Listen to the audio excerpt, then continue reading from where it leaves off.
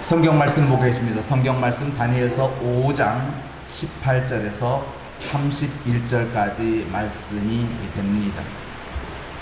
왕이여, 지극히 높으신 하나님이 왕에 붙인 느부갓네살에게 나라와 큰 권세와 영광과 위엄을 주셨고 그에게 큰 권세를 주셨으므로 백성과 나라들과 언어가 다른 모든 사람들이 그의 앞에서 떨며 두려워하였으며 그는 임의로 죽이며 임의로 살리며 임의로 높이며 임의로 낮추었더니 그가 마음이 높아지며 뜻이 완악하여 교만을 행함으로 그의 왕위가 패한 바 되며 그의 영광을 빼앗기고 사람 중에서 쫓겨나서 그의 마음이 들짐승의 마음과 같았고 또 들나귀와 함께 살며 또 소처럼 풀을 먹으며 그의 몸이 하늘 이슬에 젖었으며 지극히 높으신 하나님이 사람 나라를 다스리시며 자기의 뜻대로 누구든지 그 자리에 세우시는 줄을 알기에 이르렀나이다.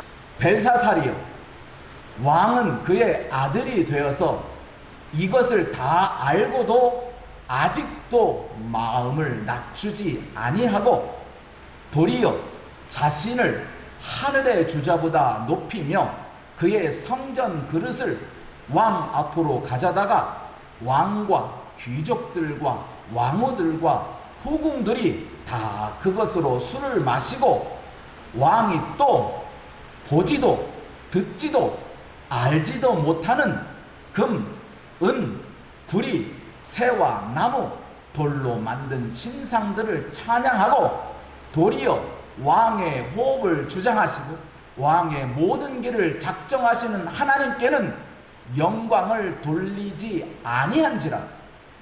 이러므로 그의 앞에서 이 손가락이 나와서 이 글을 기록하였나이다.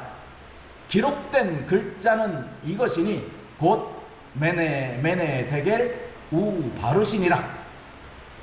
그 글을 해석하건대 메네는 하나님이 이미 왕의 나라의 시대를 세워서 그것을 끝나게 하셨다 하며 데겔은 왕을 저울에 달아보니 부족함이 보였다 하며 베레스는 왕의 나라가 나뉘어서 메대와 바삿 사람에게 준 바 되었다 함이니이다 하니 이에 벨사살이 명하여 그들이 다니엘에게 자주색 옷을 입히게 하며 금사슬을 그의 목에 걸어주고 그를 위하여 조서를 내려 나라의 셋째 통치자로 삼으니라.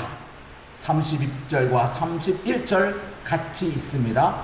그날 밤에 갈대 왕 벨사살이 죽임을 당하였고 메대 사람 다리오가 나라를 얻었는데 그때의 다리오는 62세였더라. 아멘. 우리를 도우시고 우리와 평생토록 함께 하시는 하나님을 의지하시고 간구하시기를 바랍니다.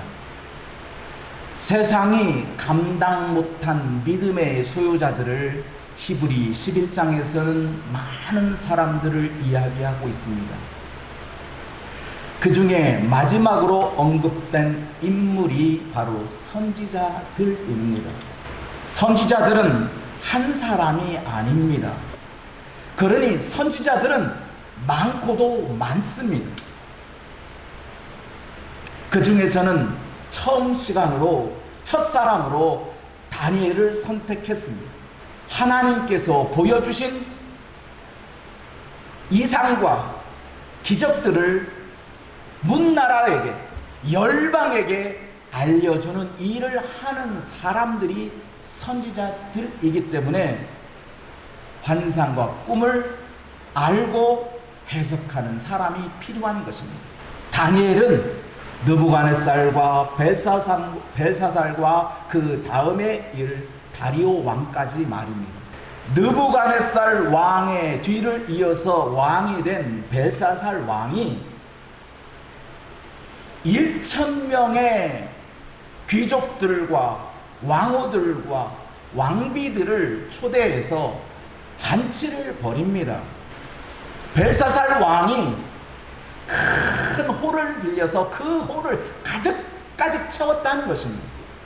잔치에 하나님의 성전에서 쓰여지고 있는 기구들, 금그릇, 은그릇, 나무그릇, 그것들을 다 가져오게 해서 거기에다가 자기들의 수를 따라서 하나님에게 쓰여지는 그 물건들을 부어라, 마셔라, 즐기자. 하나님을 모욕하고 하나님이 계시다면 이 잔들이 우리 손에 들렸겠느냐 하며 하나님을 조롱하며 지냈던 것이 1,000명의 잔치상입니다. 그 잔치에 이상이 나타났습니다. 회벽으로 칠한 벽면에 손가락이 나와서, 손과 손가락이 나와서 글씨를 쓰게 됩니다. 왕은 그 손가락의 글씨를 보고 부들부들 사시나무 떨듯이 떨었습니다. 그리고 왕궁에 있는 모든 지혜로운 자를 다 불렀습니다. 그 자리에 있는 모든 술사들을 다 동원했습니다. 어느 누구도 그 글씨를 읽는 자가 없습니다. 누구든지 이 글을 읽고 이 글을 해석해다오. 왕은 사시나무 떨듯이 떨면서 이 글을 제발 해석해달라고 요청하였습니다. 아무도 없었을 그때에 나타난 것이 다니엘입니다. 왕은 다니엘을 보고 네가 다니엘 맞느냐? 너는 꿈을 잘 해석한다고 하는 그 다니엘이냐? 지금 저것 좀 읽어다오. 저것 좀 해석해다오. 그러면 내가 너에게 세 번째 통치자의 자리를 주겠다. 다니엘에게 그렇게 말합니다. 느부갓네살 시대에 포로가 되어서 바벨론 나라에 잡혀왔고 느부갓네살의 뒤를 이어서 왕이 된 벨사살 앞에 지금 선 나이가 80이 넘은 겁니다. 80이 넘은 자에게 내가 이 글을 읽고 해석하면 내가 너에게 셋째 자리, 이 나라의 왕다움가는, 왕의 버금가는 그 권세를 주겠다고 한 것입니다. 다니엘은 그 글씨를 읽을 수 있었고 그 글을 해석할 수 있었습니다. 충분히 세 번째 통치자의 자리까지 높아질 수 있는 사람이었습니다. 그런데 다니엘은 왕이요, 그 자리는 내 거 아닙니다. 왕의 거니까 왕이 주고 싶은 대로 다른 사람에게 주시고 나는 관심 없습니다. 하지만 이 글과 이 글씨는 내가 왕을 위해서 읽고 해석해 드리겠습니다. 읽고 해석을 해 주겠습니다마는 왕이 내게 주겠다는 상급은 거절한 것입니다. 먼저 다니엘은 벨사살 왕에게, 왕이여, 지금 이 벽에 이 손가락 글씨가 왜 나타난 줄 압니까? 이 글씨가 왜 나타났습니까? 하며 이 글씨가, 이 손가락에 나타난 이유를 왕에게 설명을 합니다. 왕이여, 보소서, 당신 앞에 왕으로 세운 느부갓네살 왕이 어떻게 되었습니까? 지극히 높으신 하나님께서 그를 높여서 모든 나라의 권세들이 그 앞에 복종하게 만들고 그 권력이, 그 언어가 모든 나라들이 사용하는 언어로 여호와께서 인정해 주지 않았습니까? 그걸 당신은 알고 있지 않습니까? 당신의 선조 왕이 그렇게 되었다는 것을 당신은 알고 있지 않습니까? 당신은 그것을 알고 있으면서도 왜 마음이 교만해져서 마음을 낮추지 아니하고 자기가 높아져서 하늘의 주제인 하나님보다 더 높아지며 하나님의 궁전에 쓰여 있는 그 그릇을 가지고 술을 마시고 있습니다. 그러니 하나님이 이 글씨를 보여준 것입니다. 왕은 보지도 듣지도 알지도 못하는 금, 은, 구리, 쇠, 나무, 돌로 만든 신상을 찬양하고 있지 않습니까? 당신의 호흡을 주장하시는 지극히 높으신 하나님을 찬송해야 되는 그 찬송의 입으로 보지도 듣지도 알지도 못하는 자를 찬양하고 있으니 이 손가락이 나타난 겁니다. 여기에 글씨가 쓰여진 이유가 거기에 있습니다. 오늘날 우리의 삶에도 보지도 듣지도 알지도 못하면서 하는 일들이 너무나 많이 있습니다. 보지도 듣지도 알지도 못하는 것을 우리는 쓰고 있어요. 혹시 여러분도 그런 실수를 했다면 앞으로 그런 말 하지 마세요. 차라리 쓰시려거든 명복을 빈다는 게 아니라 예수는 구원이요 부활이요 생명입니다. 그 글자를 쓰세요. 세상 사람들이 쓰는 것이야 그렇다 치더라도 하나님을 믿는 사람들이 알지도 보지도 듣지도 못하는 일을 가지고 우리가 너무나 많이 하고 있어요. 세상에는 이런 것들이 비일비재합니다. 어느 지역에 갔더니 그 지역에 탑돌이가 유행해요. 명절만 되면 탑돌이를 해요. 알고 도를까요? 모르고 도를까요? 그냥 좋다고 하니까 도른 거요.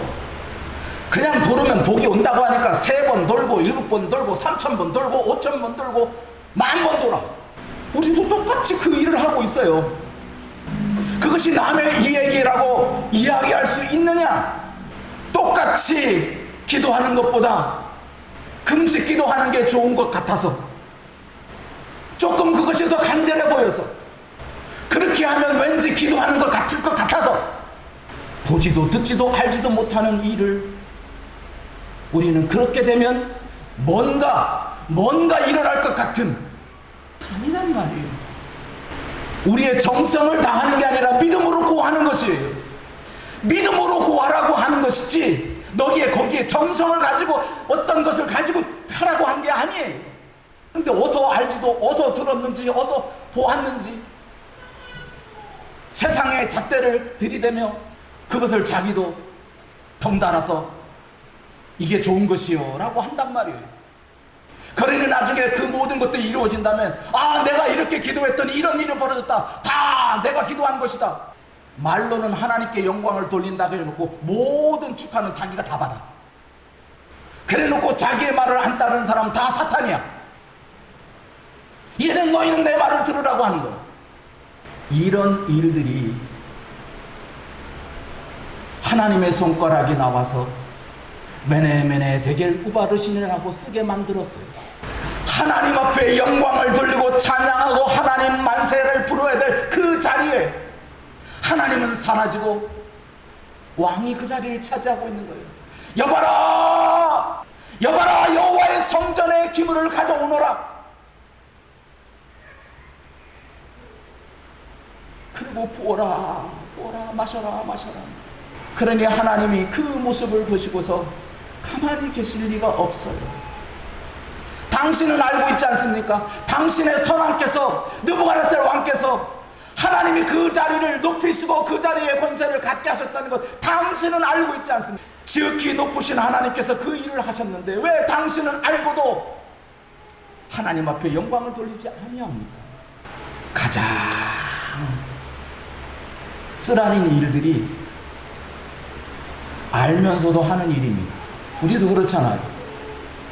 모르고 한 일이라면 용서가 되잖아요. 그죠?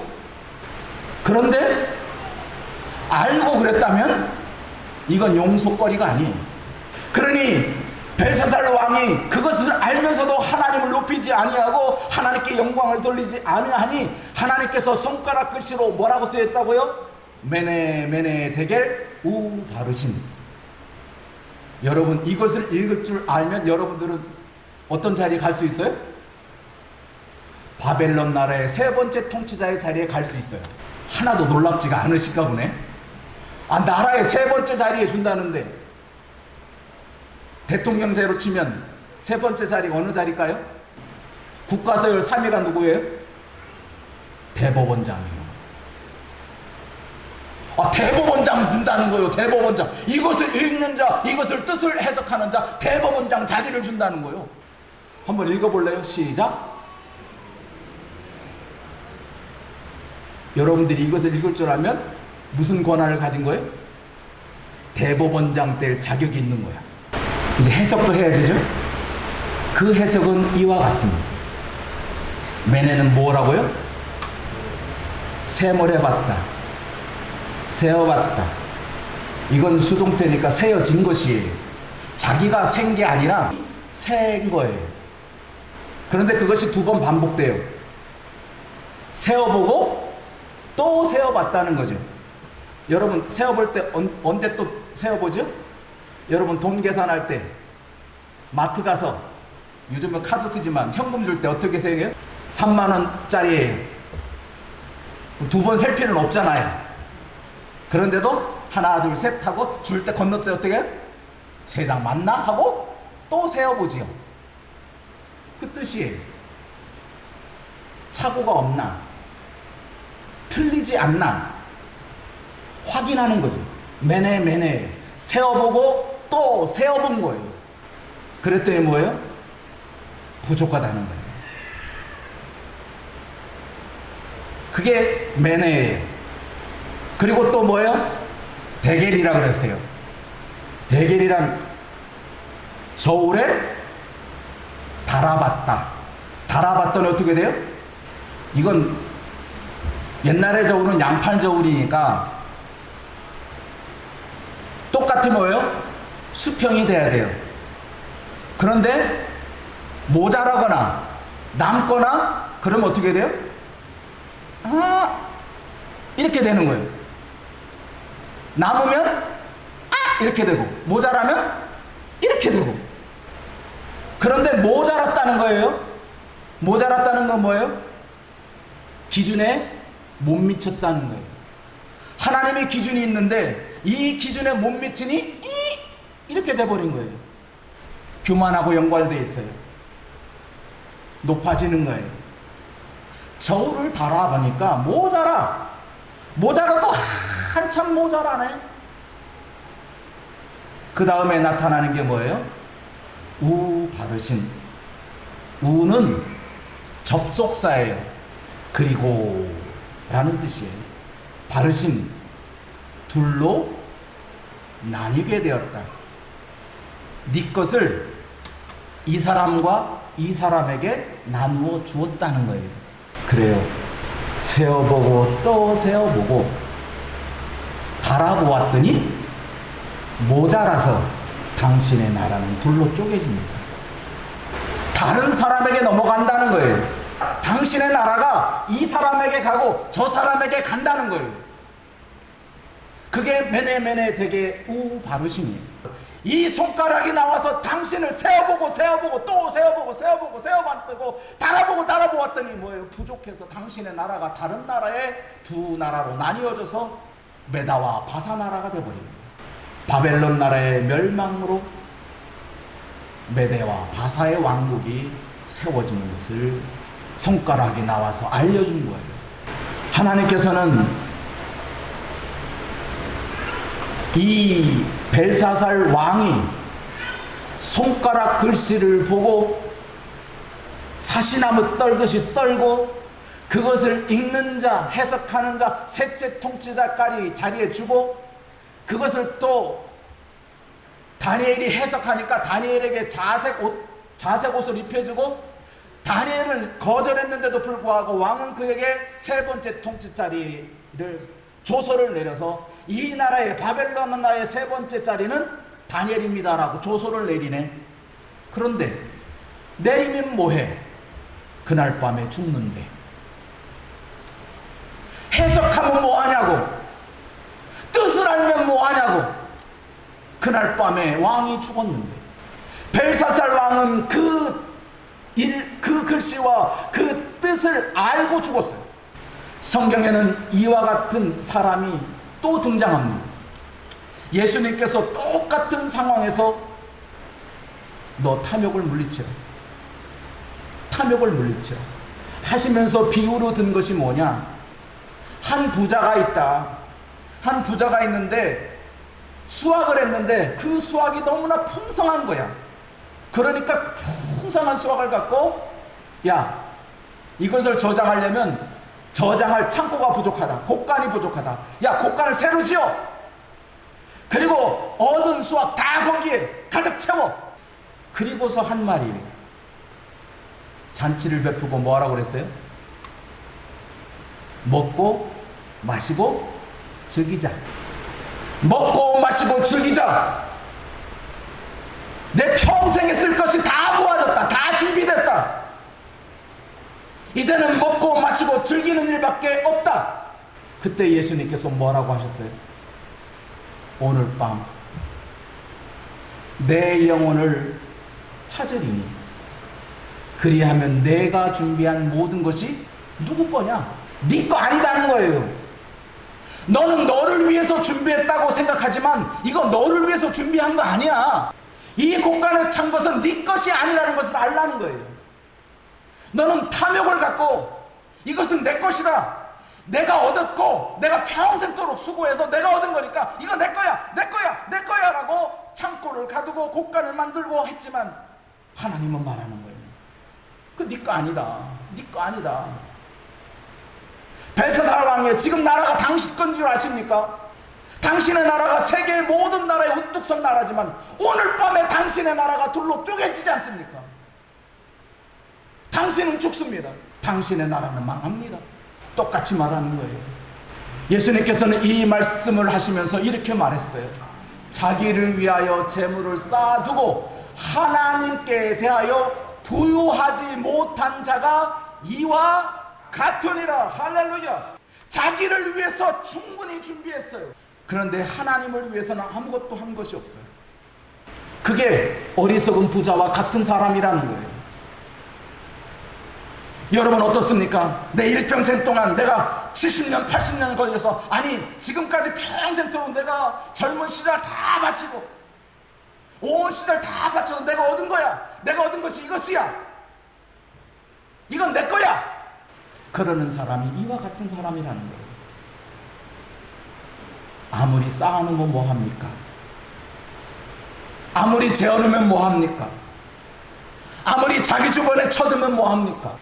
그 영혼이 지옥불에 떨어지는 거예요. 하나님께서는 우리에게 이렇게 말합니다. 시편 90편에 나타난 말씀입니다. 우리의 날개수함을 배우라고 하십니다. 꽃은 아침에 피었다가 저녁에 집니다. 아무리 이쁘고 아무리 화려하고 아무리 고귀한 꽃도 저녁이 되면 다 시들어 버립니다. 인생도 그와 같습니다. 아무리 찬란하고 아무리 크고 위대한 인생을 살아도 그 인생의 마지막은 존재합니다. 저녁이 되면 다 꼬꾸라집니다. 너 그거 알고 있니? 너 그거 알고 있니? 벨사살, 당신의 선왕께서, 느부갓네살 왕께서 이것을 당신에게 알려주었고 당신은 이것을 알고 있지 않습니까? 당신이 얼마 가지 못하면 때가 되면 다 꼬꾸라진다는 것, 그걸 알면서도 하나님께 영광을 돌리지 않아. 이런 꼴을 당합니다. 우리 사랑하는 성도들도 이것을 알아야 됩니다. 하나님께서 지금 우리의 인생을 달아보신다면 여러분 어떻습니까? 모자람이 있을 것 같습니까? 없을 것 같습니까? 오늘 지금 이 순간 여러분의 지금까지 살아온 인생을 다 하나님께서 세어보고 재어보고 저울에 달아본다면 여러분들 하나님이 원하는 그 수준처럼 똑같이 수평을 이루겠습니까? 아니면 그 수평에 하나님의 기준에 모자라서 이렇게 되겠습니까? 100% 모자라는 인생입니다. 어느 누구도 하나님의 저울에, 하나님의 양팔 저울에 달아서 하나님의 요구에, 하나님의 기준에 그래 딱 맞는 사람은 없습니다. 그래서 성경 말합니다. 의인은 없나니 한 사람도 없다고 한 이유가 여기에 있는 것입니다. 세상에 의인이라면 하나님이 요구하는 의인입니다. 근데 세상엔 의인이 없어요. 그러니 모자라는 인생이에요. 우리는 하나님의 저울에 아니야 나 지금까지 하나님 위해서 열심히 일했고 내 평생 다 바쳤어. 그런 사람도 하나님의 저울에 가면 내 평생 다 바쳐도 하나님이 요구하시는 기준에는 나는 못 미쳐 라고 하는 것이 인생입니다. 왜냐하면 나는 하나님의 기준에 마저 하는 그 순간 어떻게 돼? 교만이 찾아오는 거예요.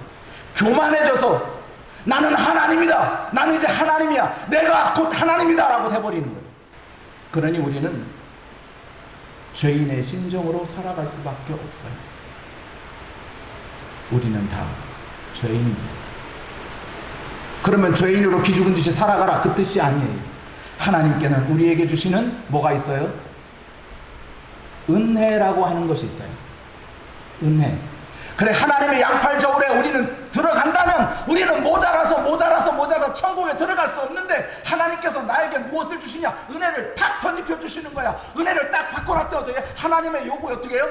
딱 맞는 거야. 이제 맞아가지고 누가 여기다 뭐를 집어넣어도 뭐를 올려놔도 이게 치우치지 않아. 왜?